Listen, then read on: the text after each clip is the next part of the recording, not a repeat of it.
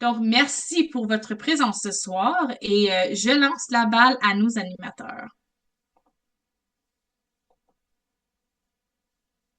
Recording in progress. Merci.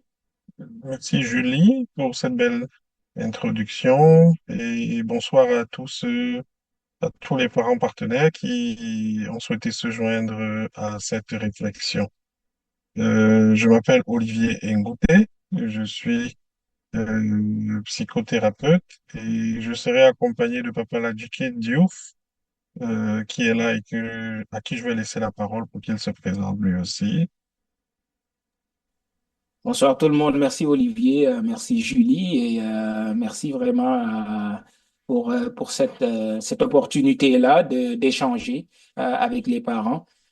C'est quand on a démarré ça, c'était vraiment excitant de voir qu'on s'intéresse à la santé mentale, surtout de ces hommes-là qui viennent de l'immigration, parce qu'il y a beaucoup de ressources pour les femmes, tu sais, mais généralement, on en trouve très peu de ressources en matière d'accompagnement des parents. Je pense que c'était l'année dernière, je me rappelle plus de la date, mais non, c'était cette année. Je suis allé à Montréal pour une première conférence. Il disait que c'était la première conférence sur disons comme immigré au masculin. C'est comme ça qu'ils l'ont appelé, immigré au masculin. Et c'était McGill qui l'a organisé. Il disait qu'au Québec, c'était la première fois qu'il parlait de ça. Donc, c'est juste pour vous dire à quel point on est encore dans les balbutiements de comment accompagner ces hommes-là en contexte d'immigration. Donc, on aimerait que ça soit comme vraiment quelque chose de très ouvert où on va discuter. Olivier et moi, ça fait quand même des années. Aujourd'hui, je suis pratiquement à ma 20e année de pratique que j'ai pratiqué dans différents continents. Et puis Olivier aussi, ben, ça va faire peut-être 15 ans comme ça qui est dans ça.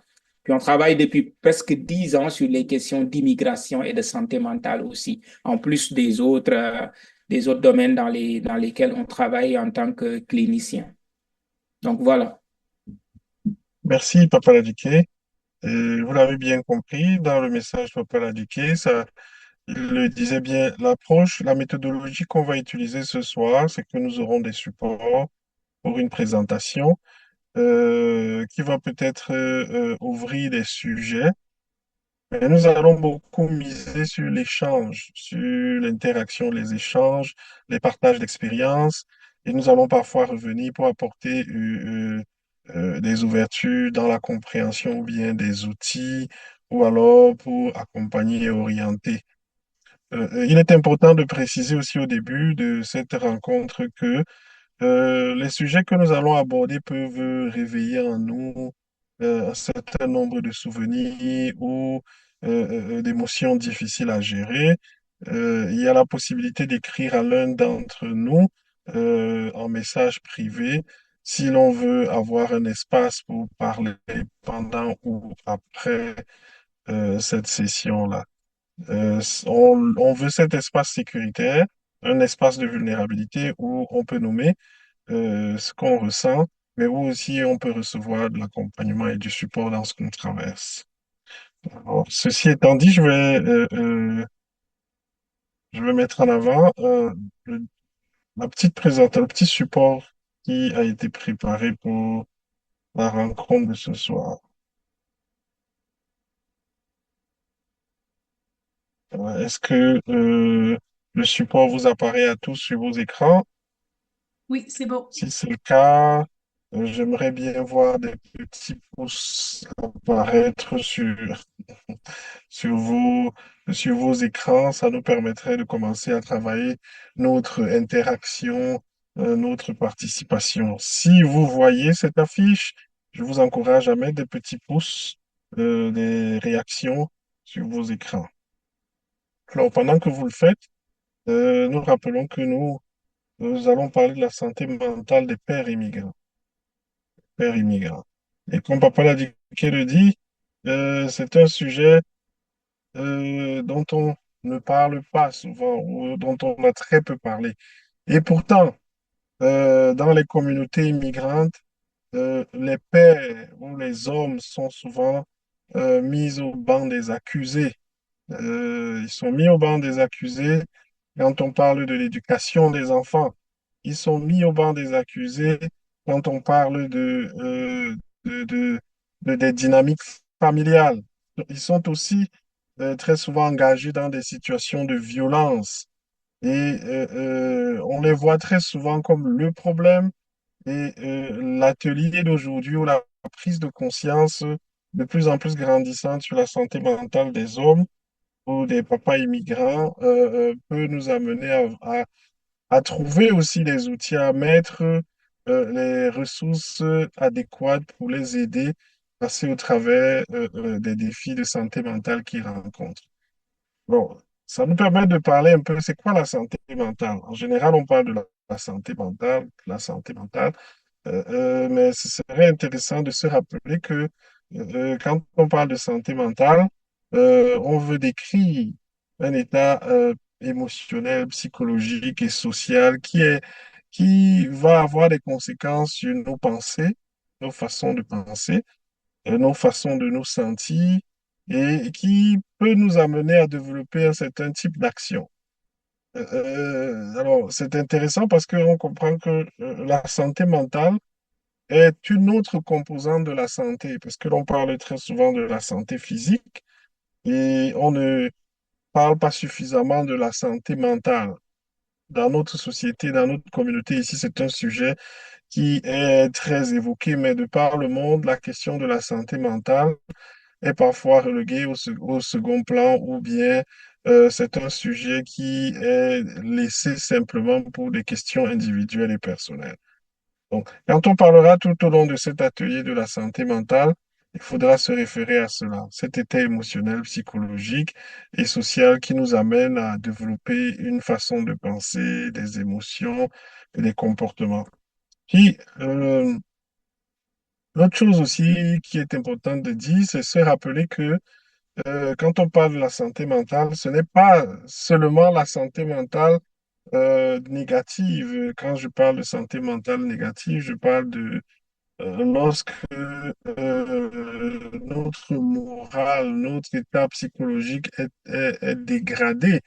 Quand on fait référence à la santé mentale, au thème de santé mentale, on parle de tout le continuum, c'est-à-dire que de quand je, qu'est-ce que j'ai besoin de faire pour me porter très bien, qu'est-ce que je fais, qu'est-ce qui se passe en moi quand je me porte très mal sur le plan mental. Donc, vous pouvez voir là cette petite photographie qui montre un peu le continuum de la santé mentale, depuis l'état sain, quand je me sens bien, quand j'ai une bonne santé mentale, je suis calme, j'ai un sommeil de qualité, j'ai des relations qualitatives et je suis en contrôle de mes émotions, de mon état physique, de mes relations sociales et de mes comportements.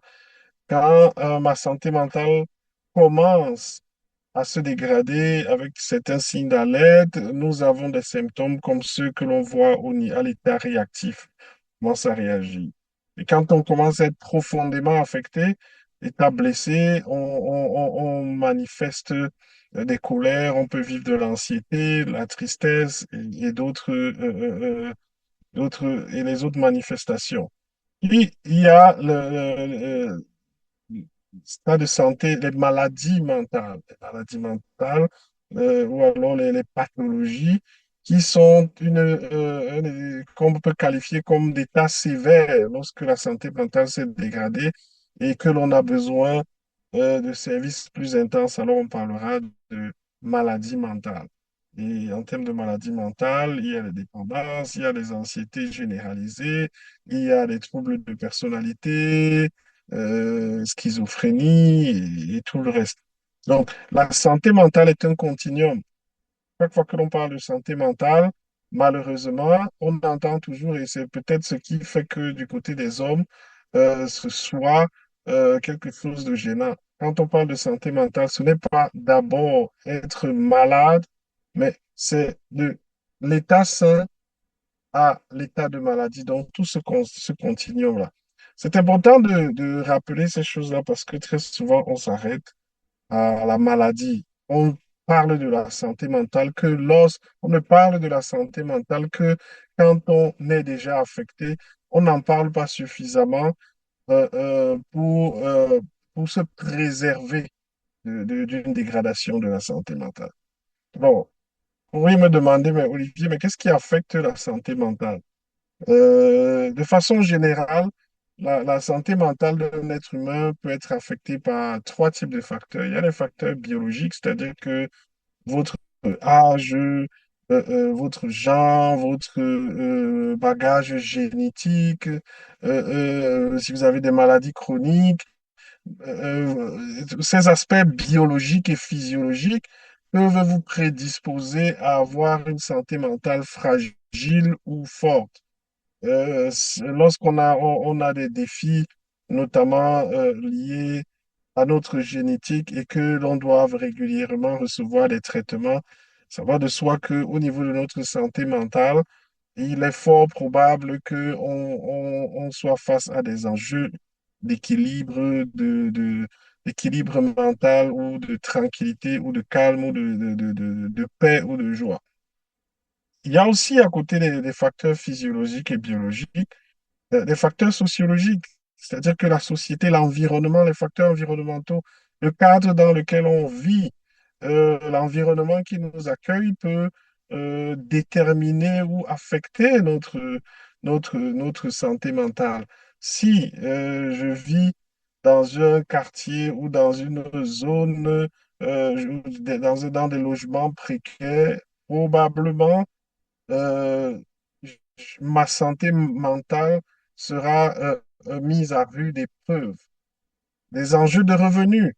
Lorsque je n'ai pas un revenu qui me permet de faire face à tous mes engagements ou à tous mes besoins, certainement que mon niveau de stress va beaucoup varier et ma santé mentale en pâtira. La dynamique familiale, ce sont aussi des facteurs environnementaux et sociologiques. La qualité de vie en famille, la qualité relationnelle peut aussi avoir un impact sur la santé mentale. Bref, tous les enjeux, tous les éléments environnementaux peuvent être des catalyseurs pour que notre santé mentale soit positive ou alors qu'elle se dégrade. L'environnement dans lequel nous vivons nous influence notre façon de penser, influence notre état émotionnel et peut aussi influencer nos comportements. Et à côté de cela, il y a les déterminants psychologiques, les facteurs psychologiques. Dans les facteurs psychologiques, il y a par exemple le caractère, la personnalité, l'histoire personnelle.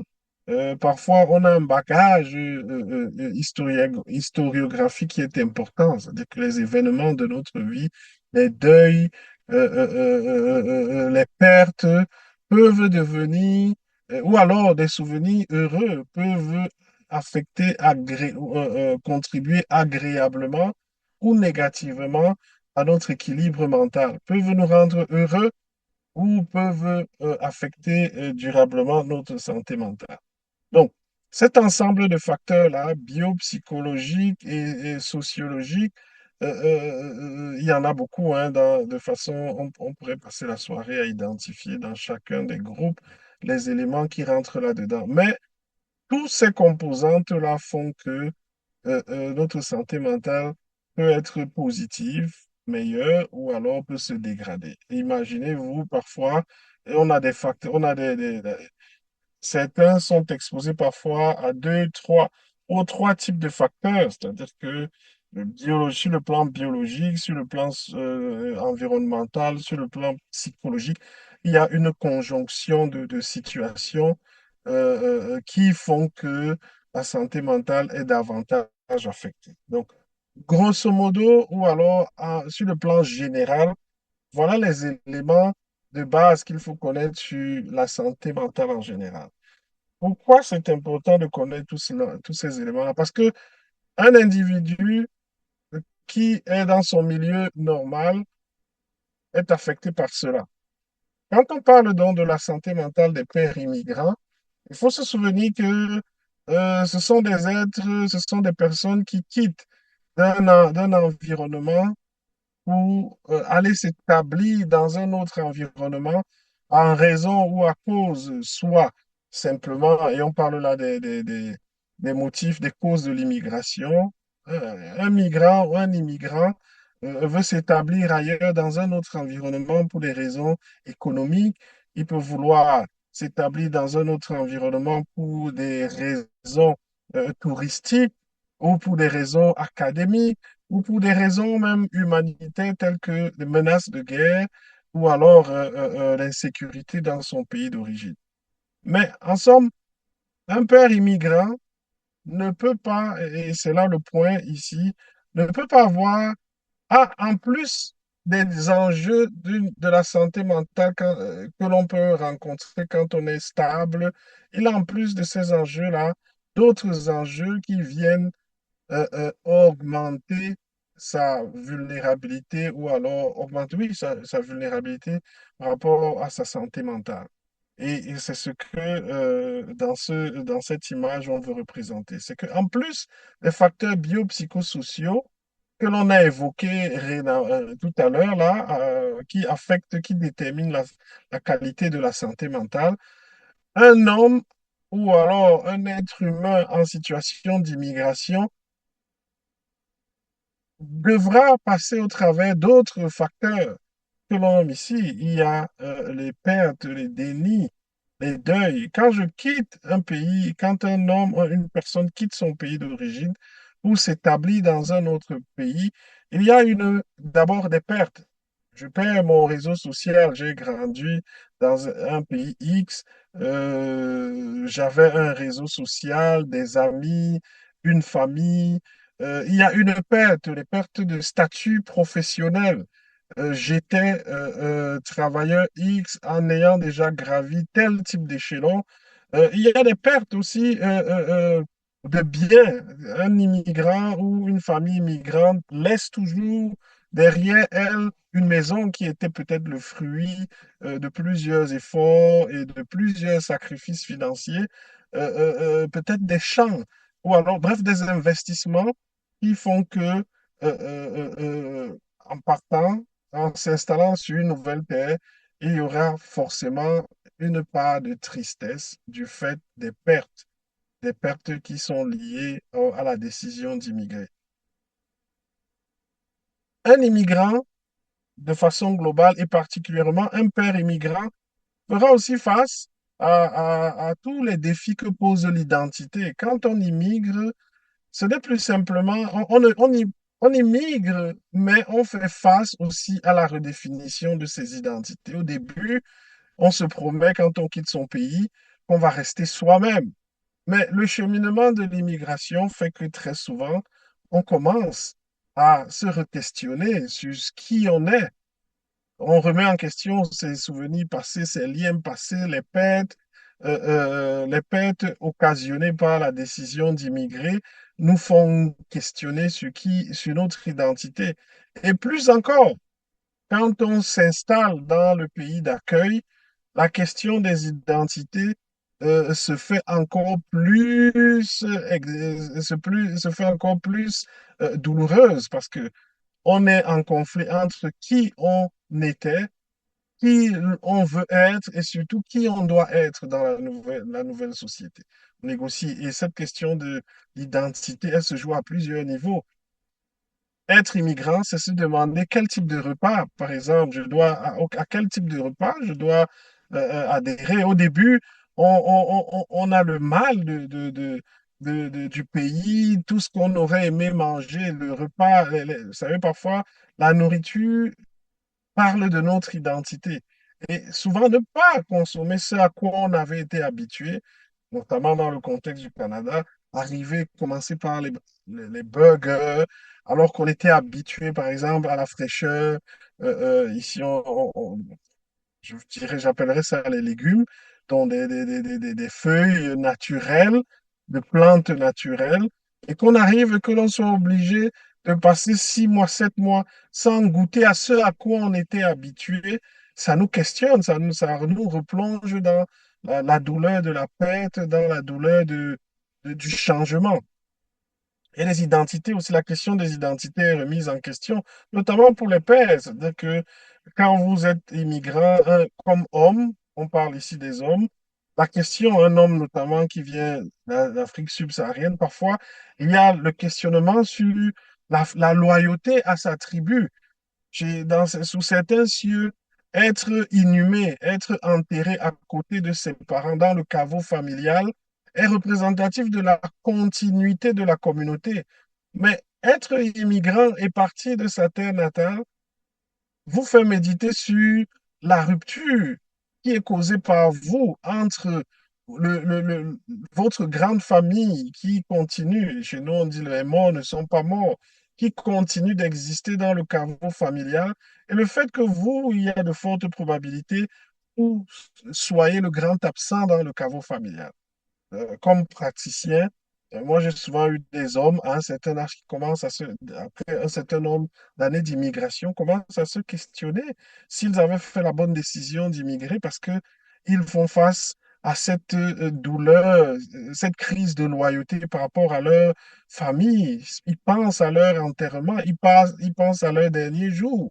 Ils se sentent comme des loyaux par rapport à leurs ancêtres parce que l'enjeu de l'inhumation, de leurs funérailles, de la place où ils vont être enterrés et visités se pose. Leurs enfants ici, installés, nés, grandis canadiens, eh bien, n'envisagent pas aller dans les pays d'origine pour visiter les tombes.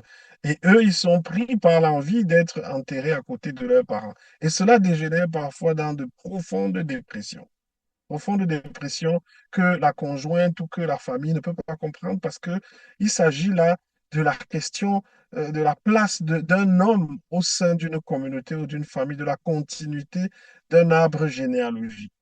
Il y a aussi la perte de statut social. Un homme immigrant fait face à la question du statut social. Quand un homme immigrant, très souvent pour la majorité des familles, l'idée, le projet d'immigration exige que le père, l'homme, mette en jeu son statut social ou ses biens. C'est lui qui est très souvent, je me garde de généraliser, au cœur du projet d'immigration. Et donc, dans la société de laquelle la famille part, il a parfois un statut social ou un statut familial qui le met au centre de la famille, des décisions et des grands enjeux de la famille. Mais dans l'expérience de l'immigration, eh bien, la santé mentale de cet homme-là va être affectée parce que ce, la façon dont il était perçu dans sa communauté de départ, cette façon-là va changer dans la communauté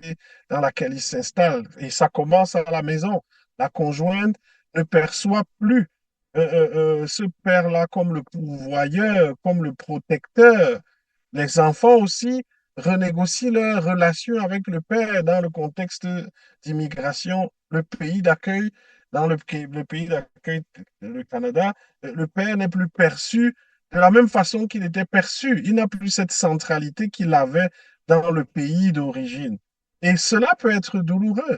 Et ça peut être douloureux pour un père immigrant parce que très souvent, ces pères qui viennent des cultures où l'enfant est le prolongement de la réussite du père, le fait que le père n'ait plus un mot à dire, n'ait plus le mot à dire sur la conduite de la famille, très souvent il s'agit de le mot à dire sur la conduite de la famille ou le choix de vie des enfants, fait que le père vive cela à l'égard de ses congénères restés au pays, ils vivent cela ou par rapport à lui-même comme un échec. Il a été moulé avec l'aspiration de transmettre à ses enfants ce que ses pères lui ont transmis. Il peut vivre cela comme un échec que de ne plus être le centre décisionnel de la famille ou le centre tout simplement le centre décisionnel. Donc, il y a aussi d'autres enjeux qui sont posés par l'immigration aux pères immigrants et qui pourraient affecter leur santé mentale. La question des changements de rôle dans la famille. J'en parlais déjà tout à l'heure. Quand un père a été au cœur, a été le pourvoyeur et que rendu dans un pays comme le nôtre, notre communauté ici,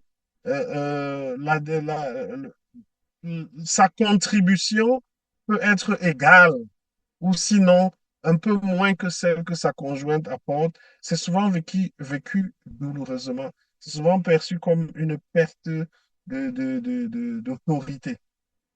Il y a aussi les dynamiques de couple hein, qui sont causées qui sont impactées par l'immigration et qui affectent la santé mentale, affectent négativement ou positivement la santé mentale d'un père immigrant.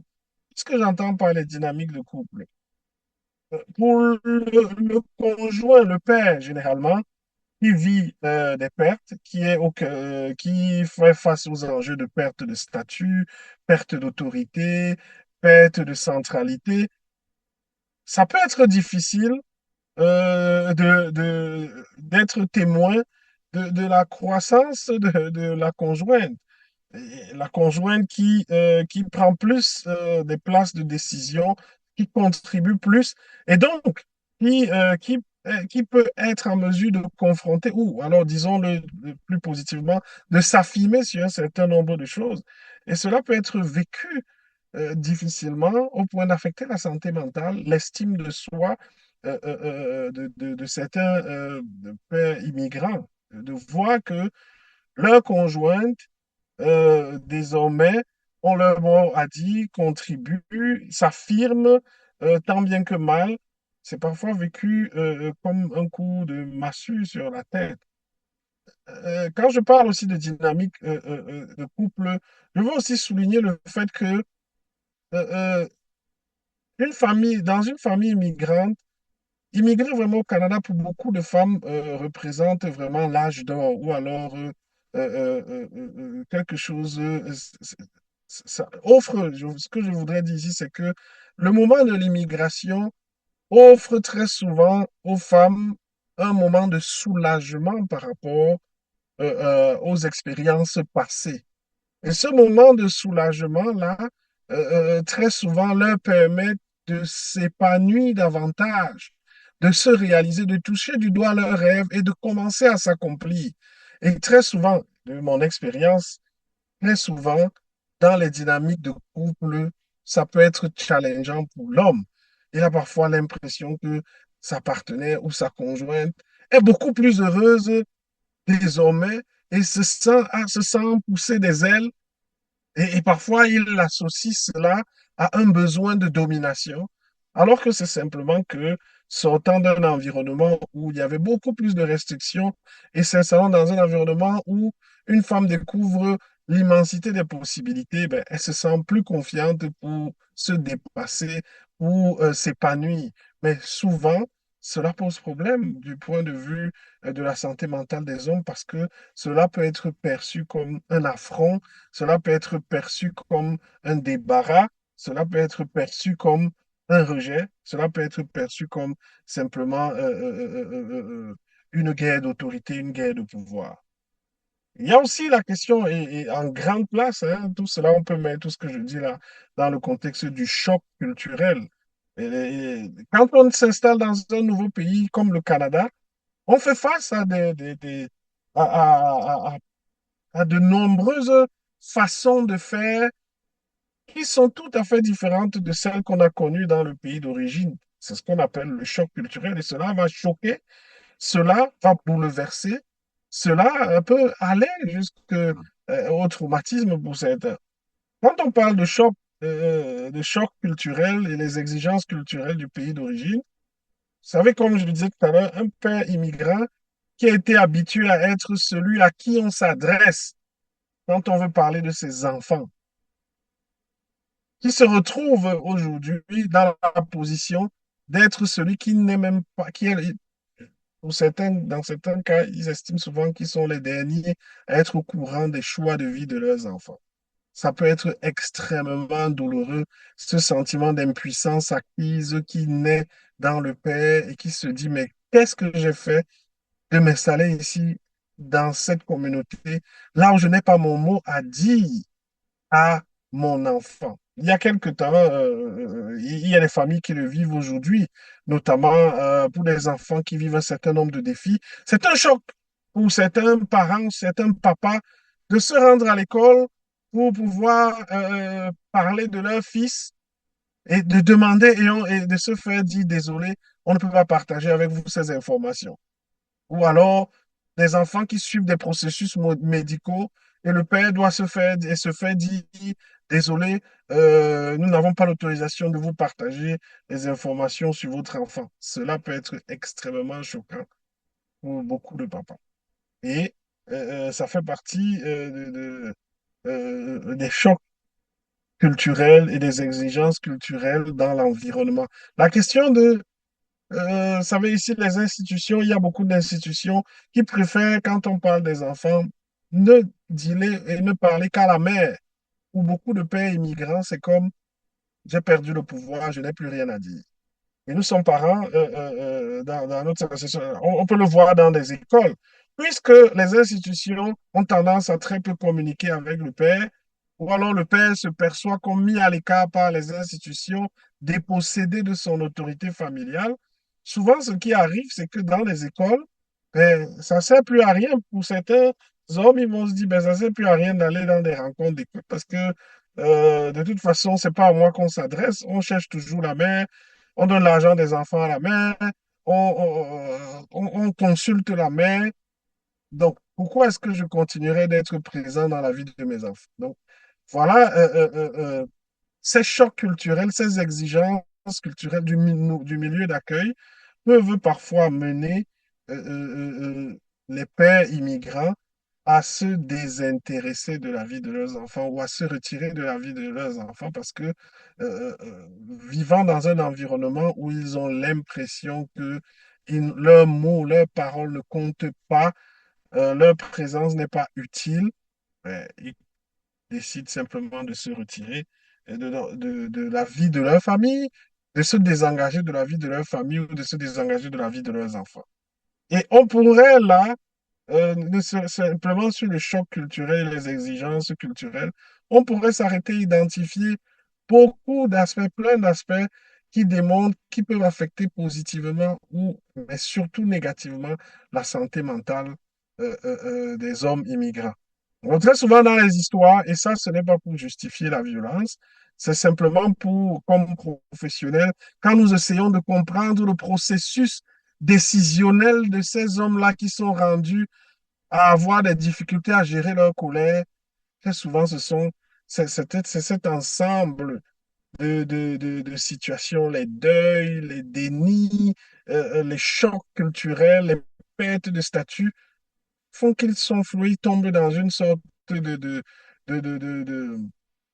ils se retrouvent dans une sorte de souffrance psychologique qui les pousse souvent à l'irréparable. Donc, il y a, et tous ces éléments tendent à nous faire comprendre que il y a chez le père immigrant la possibilité d'une forte détresse mentale causée par des pertes, par des questions de perte, perte d'identité, perte de tout ce qu'on a dit, mais aussi par des questions de renégociation d'identité. Le père que j'étais ne peut plus être le même aujourd'hui. Et enfin, par des questions d'adaptation, c'est-à-dire que comment un père immigrant s'adapte, il y en a qui vont refuser de s'adapter, il y en a qui vont avoir du mal à s'adapter dans le pays d'accueil, il y en a dont l'adaptation va être plaisante, mais tout cela démontre que les pères immigrants sont profondément affectés par l'expérience d'immigration, en plus des autres facteurs. Il y a une étude longitudinale qui a été commise en 2016, notamment une étude longitudinale sur plusieurs aspects de la vie au Canada sur la pauvreté. Et on démontrait, il y a une corrélation, cette étude-là démontrait la relation qu'il y avait entre la pauvreté au Canada et le statut immigratoire, mais de façon encore plus aiguë chez les hommes immigrants. Les recherches en question démontrent que les femmes immigrantes ont tendance à s'insérer professionnellement plus rapidement que les hommes immigrants. Et vous pouvez donc imaginer quel est le poids que cela apporte au niveau de la santé mentale des hommes quand on ne peut pas apporter de la nourriture sur la table. Il y a en plus de cela des hommes immigrants, des pères immigrants qui viennent de cultures où la question de la santé mentale reste encore un tabou. C'est-à-dire que ils vivent, ils ont grandi, ils ont été éduqués dans un contexte où un homme doit être fort, n'est jamais faible, ne pleure pas, n'exprime pas ses émotions. Et donc, même en face des échecs, de la difficulté à trouver un emploi, des défis d'estime de soi, des défis de racisme et de discrimination, parfois, ils n'ont pas les mots ou alors ne savent pas comment désigner ce qu'ils vivent. Ou pire encore, ne savent même pas vers qui aller pour parler parce que c'est pas si la conjointe a été habituée à voir l'homme comme le pourvoyeur, l'homme fort. Le conjoint a du mal à s'ouvrir à sa conjointe parce que il se dit que c'est une perte d'autorité que de s'ouvrir à sa conjointe pour parler des vraies affaires. Les communautés dans lesquelles je travaille très souvent, on remarque que la question des finances, notamment entre les deux conjoints, est un enjeu très difficile. Et quand vous discutez avec les hommes, mais pourquoi tu ne partages pas tes défis financiers à ta conjointe? Généralement, c'est que vous voulez qu'elle me voie comment. Voilà ce que l'on entend. Si je lui dis, elle va se moquer de moi, elle va me dire que je ne suis pas un vrai homme. Voilà un peu les paroles qui décrivent la peur de beaucoup d'hommes, ou alors la peur que beaucoup d'hommes vivent quand il s'agit de parler de leurs émotions, de parler de leurs sources de stress. Ils ont été habitués à être forts, ils ont été conditionnés à être des pourvoyeurs et ils ne s'imaginent pas baisser la garde et partager leurs difficultés à leur conjointe parce que pour eux, c'est comme un échec. C'est comme un échec. Parler de sa santé mentale, parler de sa vulnérabilité, parler de ses doutes à sa conjointe ou à ses proches, c'est comme avoir échoué. Et donc, tout cela fait en sorte que le père immigrant, bien que se levant tous les matins, vacant à ses activités, est peut-être le maillon faible, le maillon fragile de la famille quand on parle de l'immigration et qui a besoin d'être encadré, d'être accompagné. On pourrait passer la soirée là à identifier les éléments qui affectent la santé mentale des hommes immigrants. Mais nous ne voulons pas monopoliser la parole parce que ces éléments-là, c'est peut-être pour réveiller en vous des expériences. Qu'est-ce que vous avez entendu? Qu'est-ce qui, à votre sens ou dans votre expérience, aurait affecté la santé mentale d'un homme ou pourrait affecter la santé mentale d'un père immigrant? Je vais arrêter le partage là parce que j'aimerais bien qu'ensemble nous enrichissions cet éventail de causes qui fragilisent la santé mentale des pères immigrants. N'hésitez pas, le partage est arrêté. N'hésitez pas simplement de, voilà, Joël Coriolan, vous levez la main, on va faire comme Joël, on lève la main et puis on prend la parole pour partager son expérience. Joël, tu peux y aller. Oui, bonsoir à tous, à toutes. Merci beaucoup pour votre rapport. Bon, je me lance. Je pense que je trouve qu'il y a une charge assez importante sur l'épaule de l'homme en premier, plus mari, plus père. Alors j'ai comme l'impression que tous ces, tous ces rôles que la personne en une seule personne porte, ben c'est sûr et certain que ça peut être très affectant. Puis aussi, cette volonté de bien faire, d'arriver dans un pays d'appartenance, un nouveau pays, et essayer de bien faire et d'arriver. J'étais très franche avec vous. Même, moi, je suis du Québec. Même né ici, c'est déjà pas facile. Alors, je ne peux qu'imaginer une personne qui vient avec des richesses d'ailleurs pour, pour s'adapter ici et devoir superviser sa famille, chaque individu de cette famille-là, rester un mari, un père pour chacun de ses enfants, parce qu'on n'est pas... euh, moi, je pense que être parent, c'est pas être parent pour de la même manière pour le nombre d'enfants qu'on a parce qu'ils sont différents.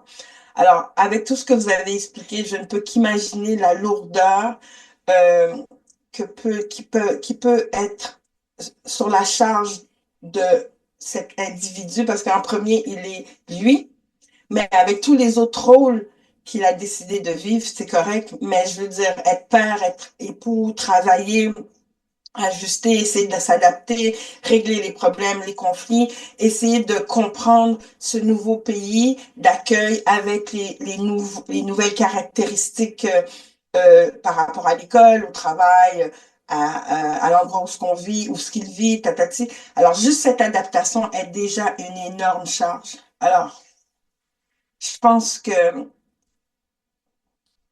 la première chose que je dirais à un papa comme ça, c'est, écoute, essaye beaucoup de penser à toi en tant qu'individu avant vraiment de te lancer dans cet engrenage parce que de toute manière, on le vit, qu'on soit, je pense, qu'on soit immigrant ou pas, on le vit. Alors, je ne peux qu'imaginer avec la réalité immigrante. Je dirais à ce papa d'essayer d'être un peu, de se ressourcer lui en tant que personne avant tout pour être peut-être plus fort dans son identité en tant qu'être humain qu'il est lui, qui représente lui. Puis après ça, peut-être reprendre des forces pour faire face aux nouvelles responsabilités, obligations, adaptations dans le pays d'accueil. Est-ce que Merci, ça fait du merci. sens? Moi, tout le monde me regarde, je suis comme, j'ai dit n'importe quoi. Merci, Joël. Merci, Joël. Je trouve que tu partages, tu dis quelque chose et c'est important que le regard d'une femme, de voir le poids qui pèse. Et j'ajouterais à ce que tu as dit, il y en a des pères immigrants issus de certains horizons dont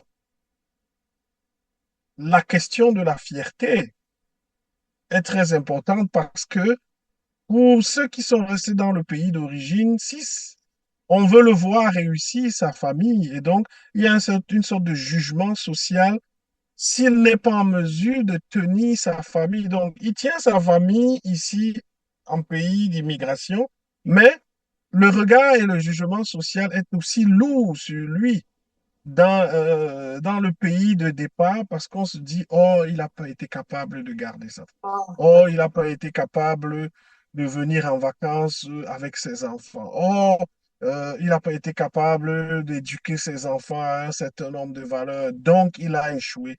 Il a été un mauvais père. Il y a des enjeux de comparaison sociale où on va dire, oh, mais là, il n'a pas réussi comme son père, comme son frère, parce que regarde, lui, son garçon n'a pas pu, sa fille n'a pas pu. C'est des non-dits qui viennent s'ajouter à la pression mentale. OK. Un Vous homme, voyez cette partie que un vous venez père. d'expliquer, elle est très pertinente parce que là, si vous êtes en train de me dire, mis à part tous les enjeux auxquels il va faire face ici, il a aussi celle du pays d'appartenance. C'est ça, si j'ai Et bien oui, compris? Eh boy. non seulement celle du pays d'appartenance, sa famille originelle, mais dans les contextes que je connais, par exemple, les belles familles aussi ont tendance à compter sur le conjoint modèle en se disant, ben, nous nous accrochons au conjoint, au beau-fils, parce qu'il est non seulement le père de sa famille d'origine, mais il serait probablement aussi le père de la famille de sa conjointe. Donc, il a à lui seul, dans certains cas, trois familles. La famille nucléaire ici, avec ses pressions, mais les familles d'origine qui veulent voir en lui encore un modèle, un chef de famille tel que c'est appelé parfois. Et donc, ça fait une charge mentale qui est énorme, dans laquelle l'homme lui-même ne se comprend pas, a du mal à établir des priorités. Donc, il se perd là-dedans. Il se perd dans une souffrance psychologique qui va après rejaillir par une démission ou des comportements. Il va développer des comportements. Il y a des hommes qui développent l'alcoolisme, des comportements de dépendance, des comportements violents parce que c'est leur façon d'évacuer le stress qui s'abat sur eux. Merci, Joël. Je ne sais Merci à pas si vous. d'autres personnes très partagé d'autres angles de compréhension de la santé mentale des hommes immigrants, en plus de ce qui a déjà été évoqué.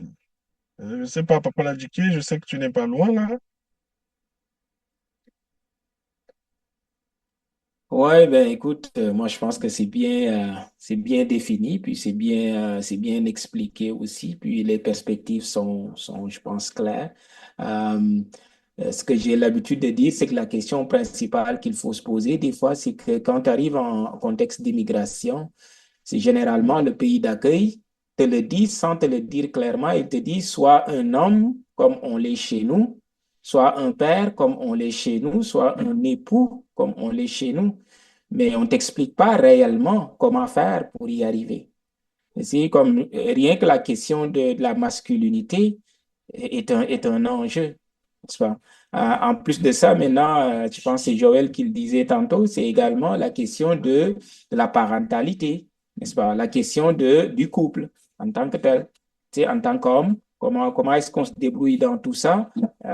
Ça a un enjeu, ça peut avoir un enjeu majeur. Et comme tu dis, Olivier, aussi, il faut voir les autres liens qu'il y a avec les familles, disons, comme d'origine. Donc, le poids de l'homme, disons, comme pourvoyeur aussi dans certaines communautés.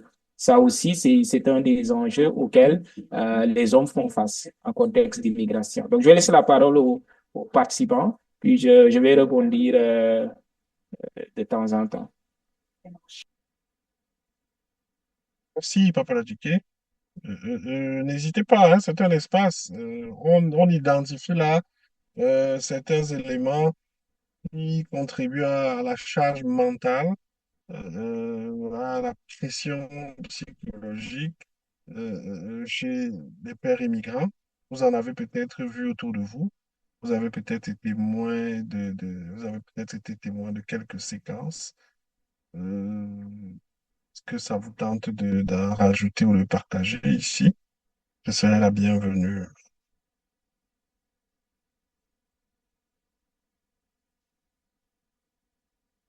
Oui, Joël? Encore moi. Euh, je sais que vous êtes deux professionnels parce que j'ai lu votre biographie, mais sauf que je me demandais, à moins que j'ai loupé un truc, si vous l'avez déjà dit, s'il y a des rencontres de groupe.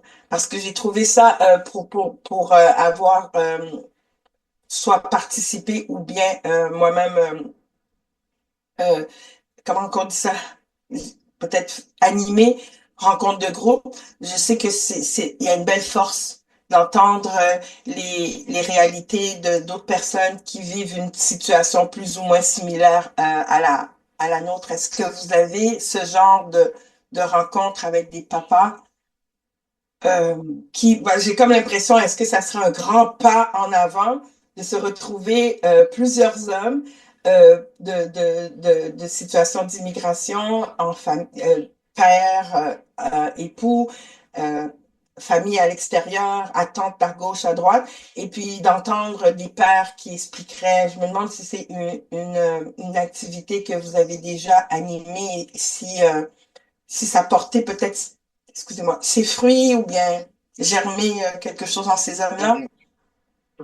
Moi, personnellement, j'aime bien ta question parce que ça va nous permettre de passer à l'autre partie. Qu'est-ce qui existe? On demande aux hommes, les pères immigrants arrivent, y a-t-il des outils pour les accompagner, pour qu'ils s'adaptent, pour qu'ils prennent soin d'eux-mêmes? Alors, pour répondre concrètement à ta question, malheureusement, il y a très peu d'initiatives qui visent les hommes, qui accompagnent les hommes. Les quelques groupes de parole d'hommes auxquels j'ai participé, j'en compte comme deux. La première fois, c'était un groupe de parole pour les hommes. Et ils commençaient, il y avait comme trois hommes, et puis on avait accueilli d'autres femmes. Alors qu'ils commençaient à s'ouvrir sur leur peine, ils ont été assaillis par un certain nombre de femmes qui n'étaient pas d'accord avec leur ressenti. Et donc, les hommes se sont déconnectés. Mais le deuxième groupe, c'est tout récent. C'est une organisation d'hommes, parce qu'il y a des hommes qui ont commencé à se mettre ensemble pour essayer de se supporter. À Ottawa, ça s'appelle The Brotherhood Coalition. C'est anglophone. Et ils ont un groupe de parole. Ils se rencontrent comme une fois ou 3 mois où ils parlent de leur vécu. Et c'est enrichissant parce qu'il y a des thèmes très, très beaux qui sortent de là. J'ai entendu des hommes parler de la question de la tendresse reçue de leur conjointe. J'ai vu des hommes pleurer du fait que pourquoi leurs femmes rendues en immigration ne comprennent pas la nécessité de leur offrir la tendresse. Elles veulent, je cite, elles veulent quelque part que l'on reste des hommes forts pourvoyeurs, mais d'autre part, elles nous exigent d'être des hommes modernes qui sont sensibles à leurs besoins, mais au milieu, ils pleuraient. Il y en a qui pleuraient, qui demandaient la tendresse et qui ne comprenaient pas pourquoi c'était si difficile pour les femmes, pour leurs conjoints, de deviner qu'ils avaient besoin de tendresse à certains moments. Ils avaient besoin à certains moments de bras accueillants pour les rassurer face aux défis auxquels ils faisaient face. Donc, tout cela pour dire que quand on parle des outils, des moyens, des initiatives pour accompagner les hommes, s'il y a 50 organisations qui s'occupent des femmes, il y a peut-être pour 50 organisations qui s'occupent de plusieurs aspects de la vie, vous aurez peut-être une seule organisation qui s'occupe des hommes. Et Papa l'a dit qu'elle a dit tout à l'heure, le premier congrès pour réfléchir sur la santé mentale des hommes, il a eu lieu et nous y étions, je pense, en mai ou même pas en mai, on parle là de quoi, mars ou février, à Montréal.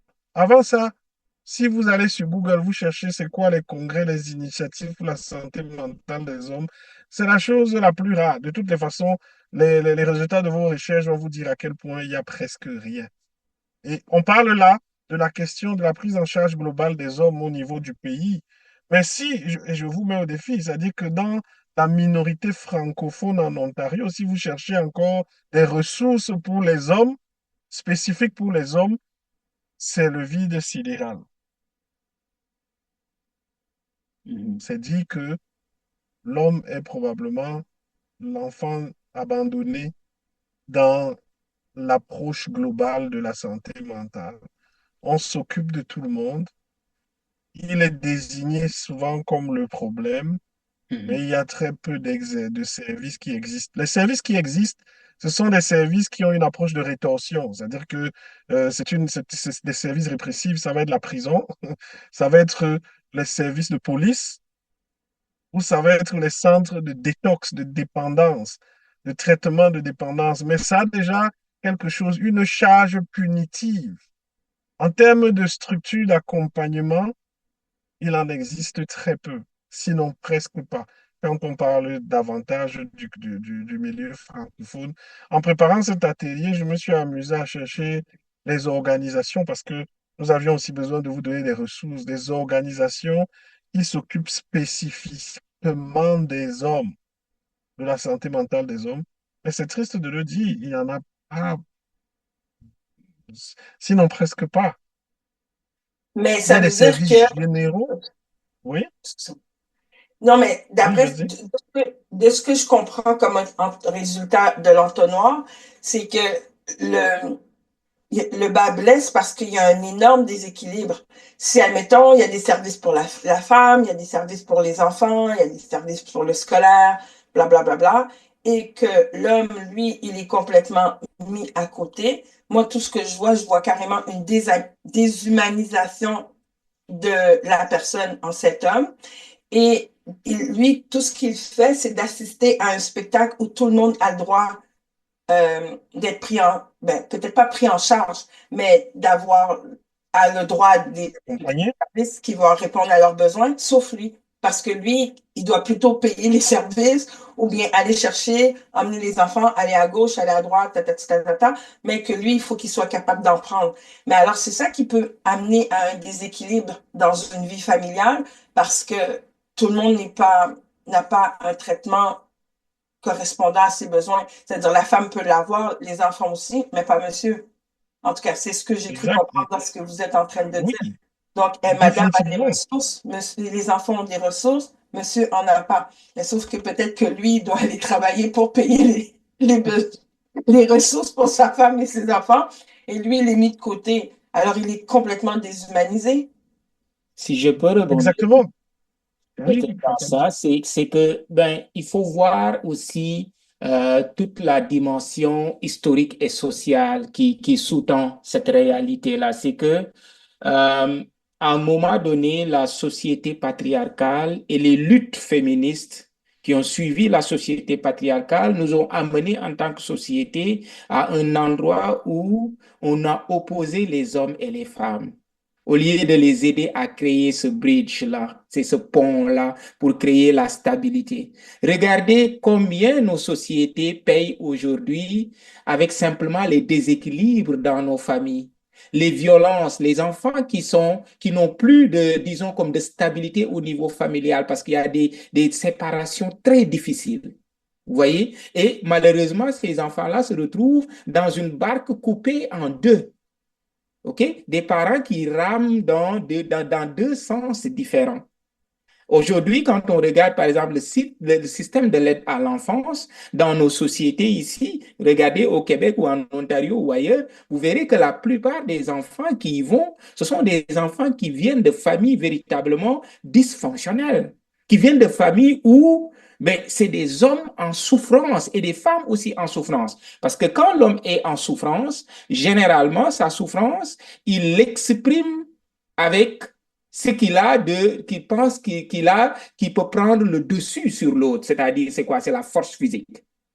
Et généralement, ça se manifeste par la violence. N'est-ce pas? Et la violence, c'est comme une drogue, hein? C'est quelque chose que tu prends, puis qui augmente, puis que tu en as plus besoin et qui monte.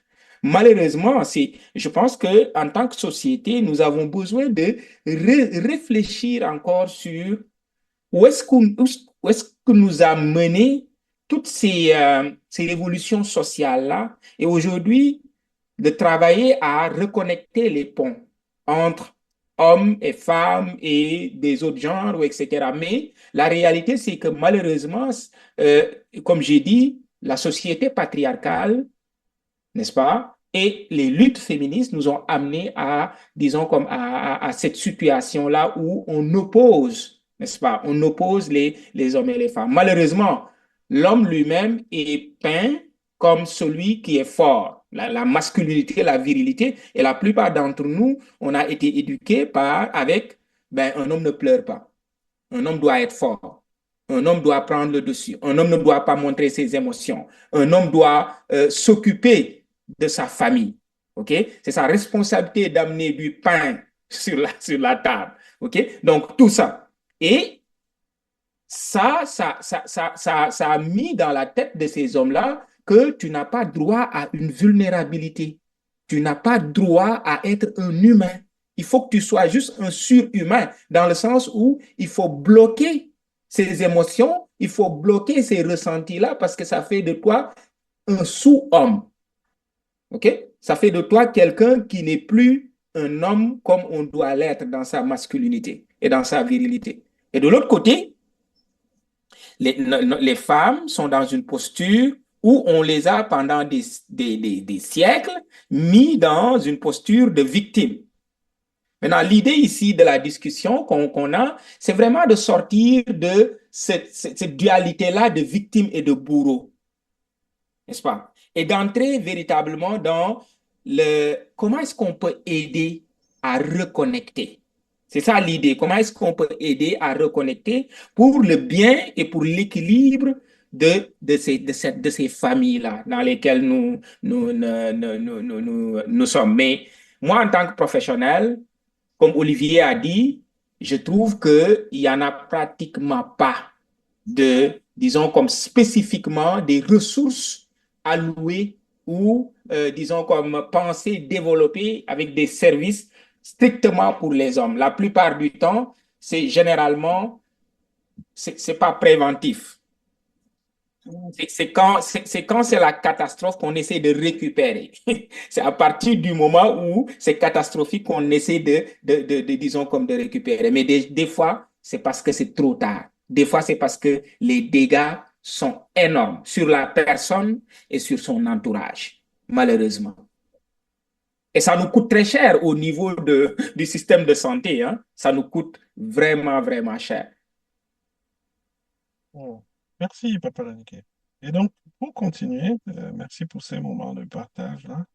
Ah, mais je Euh, peux rebondir 2 minutes sur qu'est-ce qu'il vient de dire, très, très bien court. sûr, vas-y, bien sûr. Euh, tout ce que papa a expliqué en partant, euh, c'est une situation de l'homme tout simplement. Pas nécessairement qu'il soit de provenance d'immigration récente ou bien peut-être natif du territoire.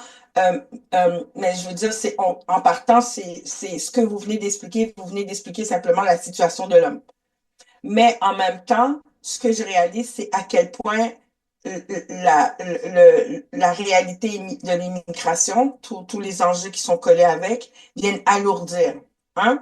Puis deux, j'ai aimé qu'est-ce que vous avez dit quand vous avez parlé de victimisation pour la femme, de bourreau peut-être pour l'homme, mais en même temps, j'ai eu l'impression, quand vous avez dit ça, je voyais en l'homme une victime vs bourreau et je voyais en la femme une bourreau vs victime. C'est comme si je voyais comme un genre de, tu sais, comme une roue qui tourne, je sais pas, c'est comme s'il y a un échange de, c'est comme si le rôle va être interdépendant peut-être, comme s'il va changer dépendamment de la situation. Quand l'un devient bourreau, l'autre est victime. Lorsque l'autre devient victime, l'autre est bourreau. Je ne sais pas si vous comprenez ce que je veux dire. Parce que je vois quand même la façon dont vous expliquez. Je suis pas en train, ne pensez pas que je suis en train de dire on pauvre l'homme parce qu'il peut devenir violent. C'est pas ça que je veux dire. Mais j'ai comme l'impression que cette personne devient bourreau parce qu'elle a tellement été victimisée. C'est un peu ça que j'ai compris. C'est tout. Oui, ben, pour résumer ça, c'est que nos relations sont la plupart basées sur une approche de dominant-dominé. Qui va dominer qui? Au lieu de se baser sur une approche de communication en relation. Et quand quelqu'un cherche à dominer l'autre, c'est toujours un jeu de qui va faire le plus pour dominer l'autre. Et celui qui est en bas va essayer toujours de travailler pour revenir en haut et dominer l'autre. Par la parole, par les gestes, par n'importe quoi, mais il va toujours essayer de dominer l'autre. Et c'est ça, malheureusement, qui crée, disons, comme tous les enjeux auxquels on fait face. Bon. Merci pour ces belles contributions. Alors, quelques pistes pour aider un père immigrant à prendre soin de sa santé mentale. Au-delà de la rareté des ressources sur le plan du système, sur le plan global, sur le plan de la société, en dépit de cette rareté de services-là, il y a des pistes qu'on peut commencer à suivre. La première des pistes, c'est d'abord s'éduquer. La question du déni, la question des tabous et des préjugés sur la santé mentale de l'homme peuvent être taclés par une bonne éducation. Et nous nous réjouissons que de plus en plus, le sujet de la santé mentale des hommes soit mis sur la table. Il y a des organisations qui existent et même des hommes aujourd'hui qui partagent leurs expériences en ce qui concerne leur santé mentale et qui permettent de sensibiliser une multitude d'hommes. Il y a aussi des conjointes et des femmes qui s'engagent à souligner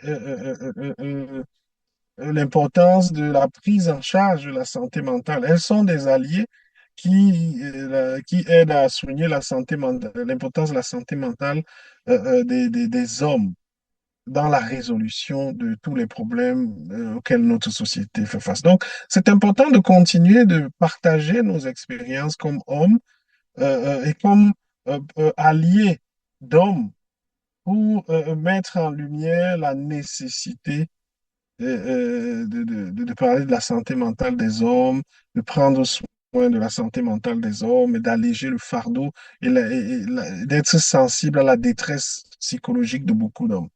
Et on parle là des hommes, mais ça commence souvent par des jeunes garçons. Les jeunes garçons aussi qui rentrent dans le pipe de la responsabilité familiale parfois n'ont pour seul modèle que ce qu'ils ont vu avec leur père. Donc, ça commence par ce qu'on dit à nos jeunes garçons à la maison, comment on les éduque par rapport à l'importance de leur santé mentale. Puis, euh, ça continue. Les pistes par les bonnes habitudes à prendre pour maintenir une santé mentale efficiente. La question de prendre soin de son corps, l'activité physique. C'est sûr qu'on est dans un pays où, comme on le disait, on l'a dit tout au long de cet atelier, pour mettre le pain sur la table, et particulièrement dans un contexte d'inflation, de défis économiques, ça peut être la plus grande priorité. Mais comme homme, il faut se souvenir que le corps est l'instrument par lequel on peut atteindre nos objectifs. Et donc, en tant qu'instrument, on a besoin d'en prendre soin. Et, et c'est plus que important aujourd'hui d'avoir une activité physique habituelle qui nous permettrait d'évacuer le stress, de réguler le stress et de gérer le stress. L'activité physique a quelque chose de très important en termes de production des hormones du bien-être et du bonheur. Et il me semble que pour les hommes, ce serait important d'identifier une activité que l'on pourrait faire de façon régulière, hebdomadaire ou bi-hebdomadaire, qui nous aiderait à maintenir une certaine activité physique. La question du repos, c'est sûr, comme je le disais aussi, que avec les conditions d'inflation, il y en a qui ont deux, trois, quatre jobs, ils ont des enjeux de famille ici, mais ils sont aussi impliqués dans la prise en charge de familles au-delà du Canada. Il est important de s'accorder du temps de... Et à côté de cela, des loisirs, des détentes. J'aime à dire à certains de mes clients, les pères immigrants, j'aime les questionner sur leurs loisirs. Il y en a qui sont partis de pays où il n'y avait pas de salle de cinéma, il n'y avait pas de piscine où ils pouvaient aller se détendre. Et bien qu'étant arrivés dans un environnement où ils peuvent avoir accès à des détentes, ils peuvent planifier des détentes, souvent, ils oublient d'identifier un loisir ou une activité de relaxation. Mais tout cela permet de réguler le stress, tout cela permet de retrouver un sentiment de bien-être et de bonheur quand on s'implique dans ces activités-là. Enfin, l'alimentation saine. L'alimentation joue aussi pour beaucoup dans dans l'équilibre ou le déséquilibre mental. L'alimentation nous donne ce qu'il faut pour que le corps fonctionne. L'alimentation, quand elle est saine, est à l'homme ce que l'essence est à une voiture, le carburant, le gaz est à une auto. Et donc, c'est important d'avoir des routines alimentaires saines.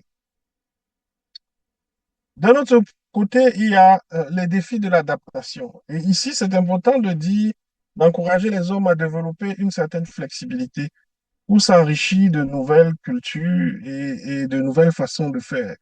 Quand on parle de l'adaptabilité culturelle ici ou de la flexibilité culturelle, c'est de se faire accompagner pour vivre ses deuils et ses pertes, parce que tôt ou tard, il est important d'accepter ce que l'on a perdu, d'accepter les pertes, de vivre ses deuils, de digérer ses deuils pour s'ouvrir à de nouvelles expériences. Souvent, on regrette ce qu'on a laissé alors qu'on est à deux doigts d'obtenir ce qu'on n'aurait jamais pu rêver d'avoir.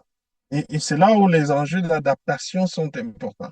Beaucoup d'hommes mettent, et c'est une détresse psychologique qui est évidente, beaucoup de pères immigrants vont mettre beaucoup d'énergie à la lamentation ou les pleurs ou le regret de tout ce qu'ils ont perdu. Et c'est une activité qui est énergivore.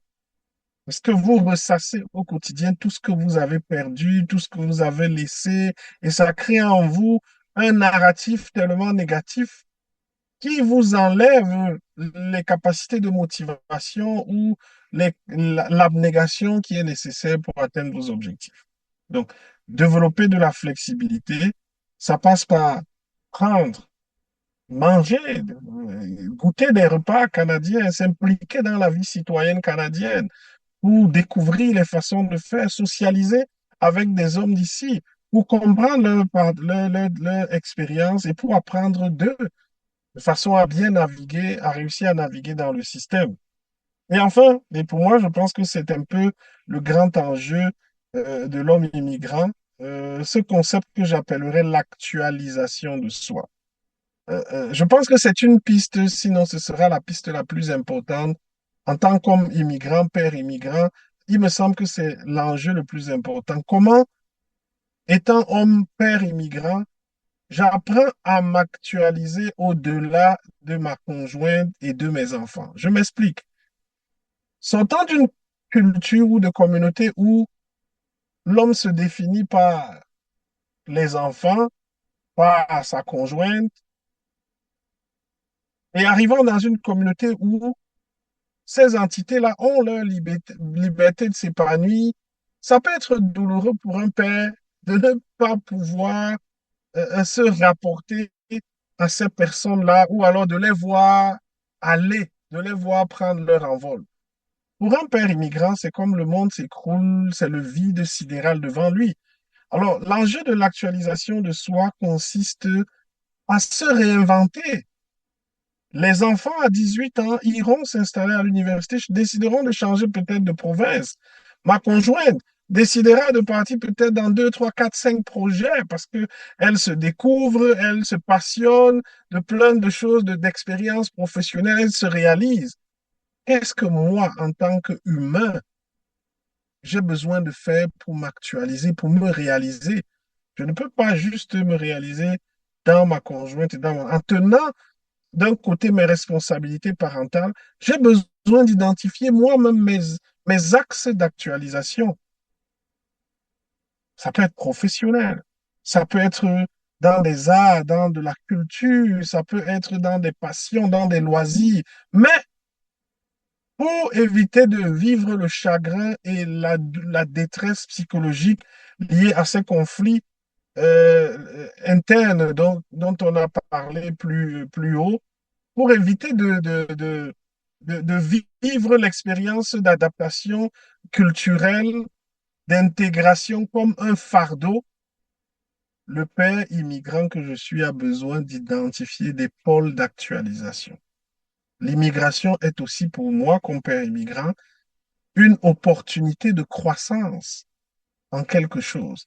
Et justement, le fait que je trouve du plaisir à me réaliser aussi, à avoir mon pôle de réalisation au-delà de mes enfants et de ma conjointe, fait que j'ai un moral beaucoup plus optimiste et beaucoup plus joyeux, porté à l'expérience positive. Et donc, cela peut m'aider à être un agent positif au sein de la famille, avec mes enfants. Et il me semble que, et comme je le disais tout à l'heure, la question de l'actualisation est un enjeu très important chez les pères immigrants.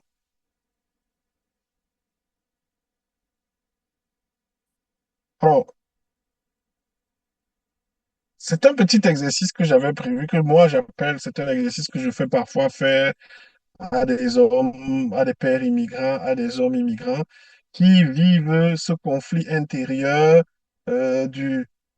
ce conflit intérieur causé par le choc culturel, causé par tous les facteurs qu'on a évoqués plus haut. La charte de croissance pour optimiser la prise de conscience et définir mon plan de croissance. Alors, ça peut être intéressant de prendre cette charte et de mettre d'un côté le père que j'étais, puis de remplir, de visualiser cela. Quel est le père que j'étais? Il était qui? Il était quoi? Comment je me sens par rapport à ces souvenirs du père que j'étais? Et qu'est-ce que j'ai besoin de faire avec ces souvenirs? Sur l'autre plan, sur l'autre portion, je peux écrire aussi le père que je dois être ici. Quelles sont les injonctions sociales, les attentes sociales à l'égard d'un père? Comment je me sens par rapport à cela? Il y a des attentes sociales, il y a des enjeux sociaux qui me font ressentir peut-être de la frustration, de la colère. Il y en a qui me font ressentir de la fierté. Quel type d'action j'ai besoin de prendre par rapport à cela. Puis, il y a cette troisième sphère. Quel père je peux être? Qu'est-ce qui est en mon pouvoir? Et puis, je vais identifier les axes. Quels sont les axes qui sont en mon pouvoir? Est-ce que je peux être un père affectif, affectionnant ou alors tendre? Est-ce que je peux être un père immigrant présent? Comment je me sens à l'idée d'être présent pour mes enfants le soir ou bien en fin de semaine pour une activité? Et qu'est-ce que j'ai besoin de prendre comme action? Je veux être un père euh, euh, ouvert. J'aimerais offrir plus d'espace de conversation avec mes enfants, puisqu'on est là dans le cadre parents, partenaires en éducation. Mes garçons, mes filles, je pourrais être plus présent. Je peux faire cet effort-là. De quoi est-ce que j'ai besoin? Comment je me sens à cette idée-là? Est-ce que j'ai besoin d'outils? Quels sont les outils? Où est-ce que je pourrais aller les chercher? Et quelles sont les actions que j'ai besoin de prendre? Peut-être que j'aurais besoin d'instaurer euh, des temps de qualité avec chaque enfant. Peut-être que j'ai besoin de commencer à aller prendre un dîner, un brunch, un breakfast un samedi matin avec l'un ou l'autre de mes enfants pour bâtir la relation. Quelles sont les actions que je peux prendre? Donc, c'est un exercice que chacun peut faire. Là, on parle du père, mais je pense que ça parle aussi à la mère. Mais l'idée derrière cet exercice, c'est c'est de ne, c'est d'être conscient de notre croissance, de notre adaptation, de notre processus comme parent. On ne peut pas être le même parent que l'on a été il y a 10 ans. On ne peut pas rester le même. On a besoin de progresser.